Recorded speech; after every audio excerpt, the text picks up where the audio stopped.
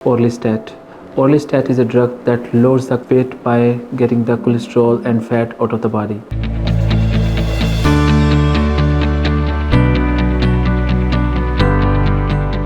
What are the treatment options for the medical weight loss? Very first one is Orlistat. Orlistat is a drug that lowers the weight by getting the cholesterol and fat out of the body through the bowel movement.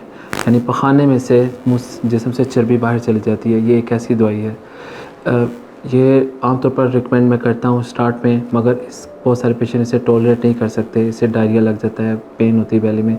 और दूसरी जो common दवाई है जो हम use करते हैं वो कम्बिनेशन है फेंटरामीन टोपिरामेट। ये कम्बिनेशन इसके अपने कॉन्सिक्वेंसेस हैं, अगर इसकी वजह से एपिटाइट सप्रेस हो जाती है तो इस तरह वेट लॉस होता है। तीसरी जो बहुत लेटेस्ट ऑप्शन है जो करंटली हम यूएसए में यूज़ करते हैं वो है GLP-1 एगोनिस्ट। ये इंजेक्शन फॉर्म में है और ये जैसे सेमाग्लूटाइड है, 1 से वीकली इंजेक्शन है, तो इससे भी वेट लूज़ होता है और ये मेरी तरफ से बेस्ट ऑप्शन हैं।